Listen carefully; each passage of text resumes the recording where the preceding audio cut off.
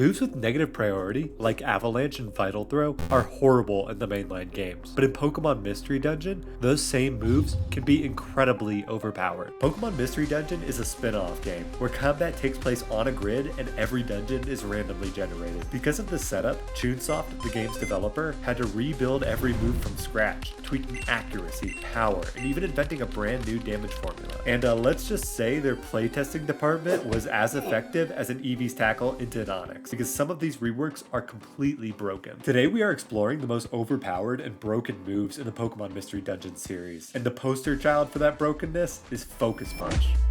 In the mainline games, Focus Punch is supposed to be a high-risk, high-reward move. It has negative priority, meaning it always goes second and it fails if you get hit. Sure, it's 150 base power, but 290 base power moves will outdamage it, where most moves in that range are actually guaranteed to hit.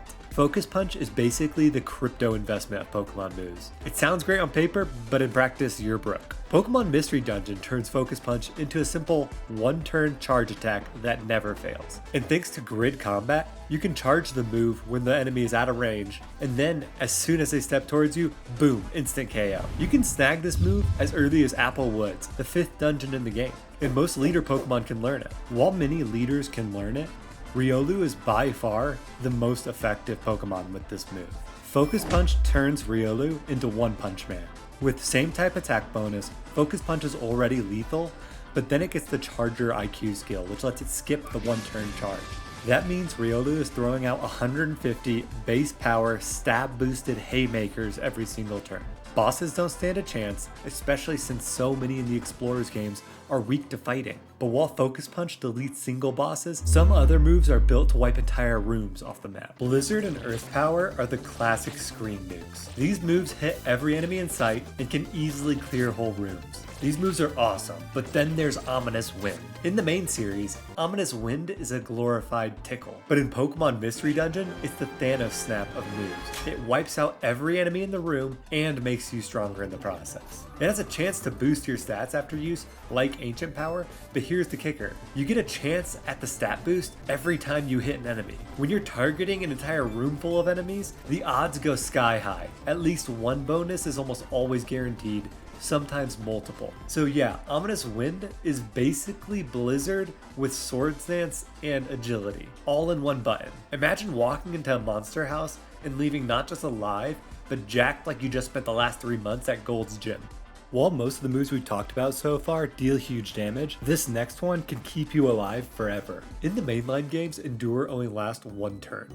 If a Pokemon is hit by a move in that turn, the defending Pokemon will always survive with 1 hit point. This is often just delaying the inevitable, as you're open to attack the next turn and you can't use this move if you only have 1 hit point left. And in Pokemon Mystery Dungeon, Endure acts similarly. Once you use it, you won't faint regardless of the damage you take, and will be left at 1 HP, with concurrent uses lowering its chance to successfully activate to prevent long-lasting stalls. However, unlike the mainline games, Endure acts as a status effect, similar to Sleep, which affects the Pokemon for multiple turns, while allowing them to take their own actions. But this also means that you're not using Endure multiple times in a row, inadvertently bypassing the penalty for the move going off, allowing you to be literally invincible. Pokemon in the C IQ group take this to the next level with access to Concentrator. Concentrator gives Pokemon 1 stat boost of accuracy and lowers 1 stat boost to evasion. But Endure in this game acts like you're using an attack on yourself for accuracy checks. So your increased accuracy makes it more likely that Endure will succeed, and your decreased evasion also increases the chance of Enduring landing successfully. This combination results in Endure having a 100% success rate, while also bypassing the ability for spamming it, letting you basically tank infinite damage. And if you ever find yourself in a vulnerable position, just pop Endure again, because it has 50 power points, meaning you can last for up to 50 turns without the threat of fainting. I always pictured Endure like Rock Lee from Naruto, still throwing punches while unconscious. Except for here, you're forcing your poor Pokemon to keep fighting while half dead. Peak anime determination, but kinda cruel when you think about it. In Pokemon Mystery Dungeon, if you want enemies to stop attacking, just be hot. In the main games, Attract is situational. It only works on opposite genders, and even then it's RNG whether they break through and attack anyway. But the first Pokemon Mystery Dungeon game was very progressive for its time because it doesn't actually have genders, and Attract doesn't sometimes work, it always shuts enemies down. This made Skitty the king of speedruns. After learning Attract by level up, Skitty would become too cute to kill. This strategy was so broken, it caused the developers to add genders back in the Explorers games just to nerf it. Use Bug Bite!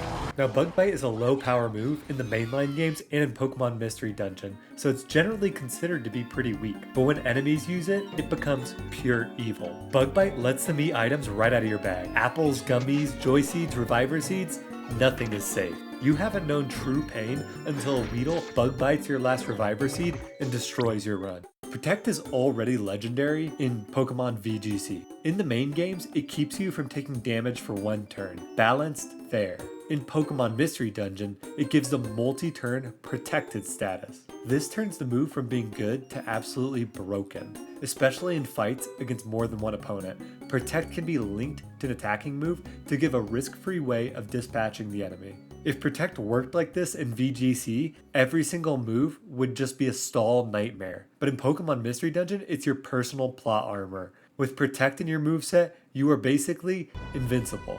A lot of stat increasing moves in Pokemon Mystery Dungeon are solid. Buffing your attack and defense is always good, but the real game breaker is buffing your speed, and the best way to do that is agility. Agility is a useful move in the mainline games, and raising your speed stat is always useful for getting the drop on enemies. But in Pokemon Mystery Dungeon, speed isn't just who moves first. Raising your speed by a stage means extra actions per turn. Use agility once, and now you're moving faster and attacking twice every turn. Link it with another move, congrats, now you're attacking 4 times per turn. And it even applies this buff to every member of your party, much like how Tailwind works. Forget Sonic the Hedgehog fast, you're basically Dio yelling, "Zawalda!" and getting 10 punches in before bosses can even blink. Endeavor in Pokemon Mystery Dungeon is a straight up boss killer. But unlike other moves on this list, this move works exactly as it does in the mainline games. So it can't be that broken, right? Wrong. Bosses survive on big HP pools. Endeavor completely ignores that, dropping them down to your level in an instant. After that, 2 quick hits and they're toast. Almost any Pokemon can learn it, and my favorite cheese strat is to bring a low HP kamikaze partner, whose sole purpose is to endeavor the final boss into oblivion. Pokemon Rescue Team DX is the newest installment in the series, and in it, they were able to fix a couple of the broken mechanics that we talked about in previous videos. For example, Substitute turns you into a sub instead of an enemy, and likewise Smokescreen and Imprison are given their normal effects instead of the broken ones. However, it also introduces some of its own overpowered moves, with the first move being Barrage. Barrage is a ranged, multi-hit move. If you saw my previous video, you know that this is the formula that makes Bullet Seed so overpowered, but Barrage manages to be even more busted. The Barrage move has a cone for a hitbox, similar to how throwing rocks works, instead of the typical straight arrow. This means that even at awkward angles, Barrage can bombard the target. If the target has a ranged move, you can still likely position yourself to have the enemy in your sights while being out of range of their attacks. The second move we'll talk about from Rescue Team DX is Hydro Pump. Piercing moves in DX are another nightmare. Instead of stopping at one target, they go straight through. This is really good for some enemy. Picture a long hallway, and then suddenly, boom, Hydro Pump snipes your partner in the back line. Welcome to pain. Blast Burn, Hydro Cannon, Frenzy Plant. These are the ultimate moves, and in Pokemon Mystery Dungeon, they live up to their name. The new damage formula introduced in these games puts an emphasis on multipliers like same type attack bonus and super effective. These ultimate moves actually add an additional ×2 multiplier, meaning that hitting a Hydro Cannon for neutral damage would be the same as a similar power move hitting for super effective. This breaks the damage formula and is the reason why Blast Burn alone is capable of doing up to 44,000 damage.